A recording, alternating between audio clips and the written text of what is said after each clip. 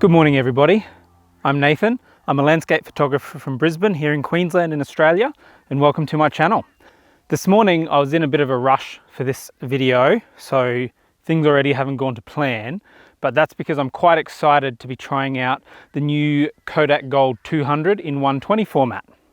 So I'm sure most of you who are film shooters are aware there's been a bit of talk about this for a little while with Kodak releasing the Gold 200 stock in 120, and it's finally happened.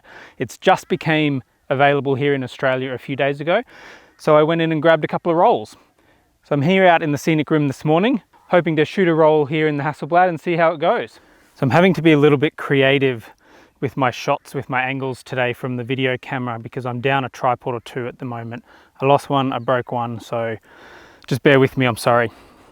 So I'm at a spot called Tiny's Lookout, about half an hour out of Boona. I'm just looking around and there's some really nice mountains around here, like Mount Barney's right behind me. Then I've got Mount Moon and Mount Greville out here. So I think there is going to be some nice compositions, and I'll probably be able to shoot a roll of gold today. There is quite a bit of cloud over Mount Barney, and that's sort of the direction the sun is out there a little bit, is sort of east. So this is Mount Barney out here, and as you can see there's a really lovely bit of cloud on top of it. And here is the view out to Mount Moon, Mount Greville, and then further out there we sort of looked more towards Cunningham's Gap and the main range. So at the moment I'm just trying to find the best composition available to me, and there's quite a bit of colour starting to hit some of the clouds. I think if I look out here, maybe pop the 250 on, I might be able to get something nice. Okay, so just framing up a bit of a photo out here. I'm not sure what that peak is that I'm looking at, but there is a little bit of cloud in the sky, a little bit of colour in the sky, sorry, and some colour in a couple of the clouds. I'm going to meter this, I'm going to overexpose it to stop. So I'm going to meter it as 100, and I'm going to meter for the shadows in the mountains. Might be a stop or two over what you'd normally expect. Make sure I've got proper focus at infinity. Take my dark slide out, set my time to 1/4. We're wound on, ready to go. Mirror lock up. And that is my first shot on the new Kodak Gold 200 in 120 format.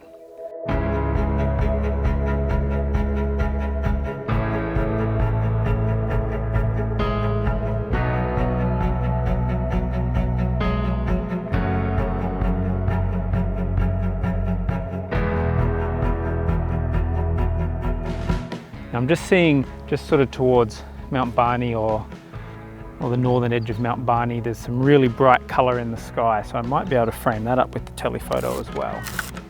So this composition is slightly messier than what I'd normally like. It's got a bit of sort of grassy bushes in the foreground, which I can't do much about. There is a couple of nice sort of trees in that there as well though, which kind of works. So it's a little messy, but I do like the colour in the sky.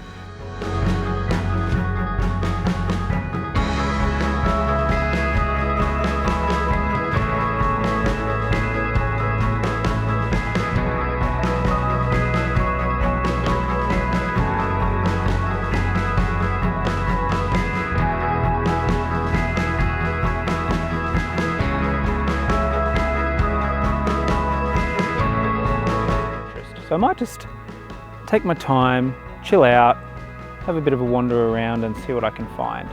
It is a beautiful area out here around Carney's Creek and Burnett Creek, and it's beautiful and green actually, which is really lovely. So I'm really hoping that this kind of environment can make the most of Kodak Gold.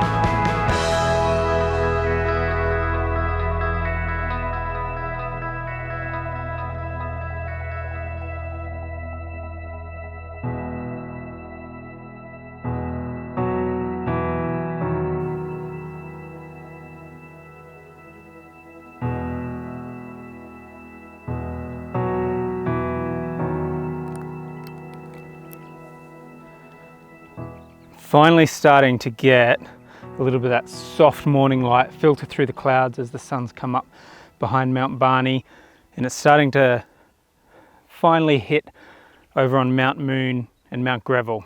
So f16, 1/8 of a second infinity focus. Love it.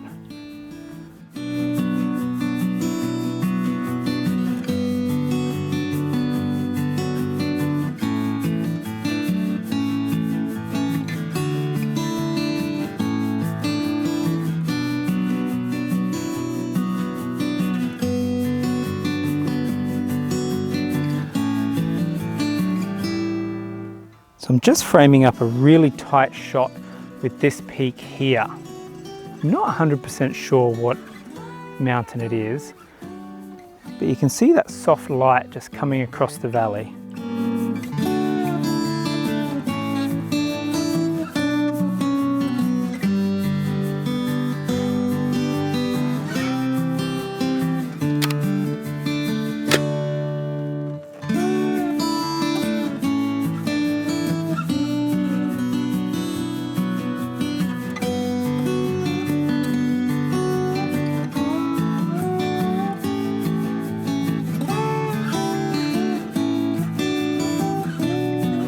There is another location I'm tempted to head towards now that the sun's up.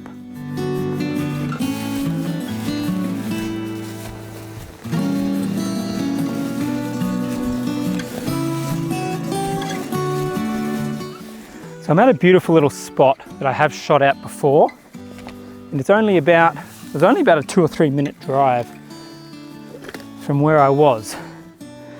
And it looks in a similar direction to where we were, but with quite a different view.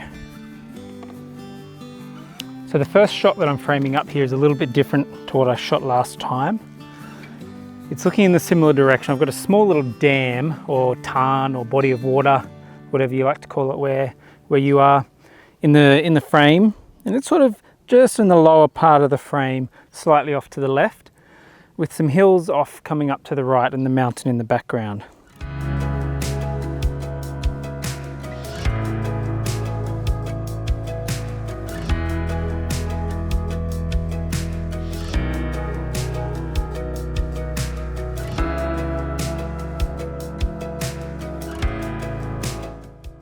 This is my view out here at Carney's Creek.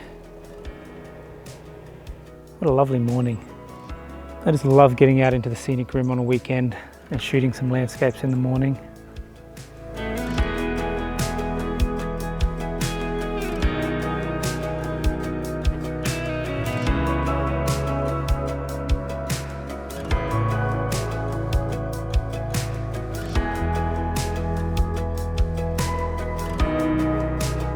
So I've settled on what's going to be my final composition, still with some nice rolling hills in the foreground, some nice trees, just a little bit more foreground interest than the other one, as in there are some trees in the foreground. I've just got to wait for a little bit of light.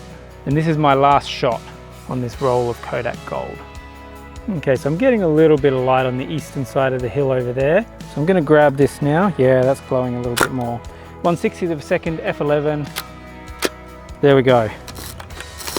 That is the last shot on my roll of Kodak Gold.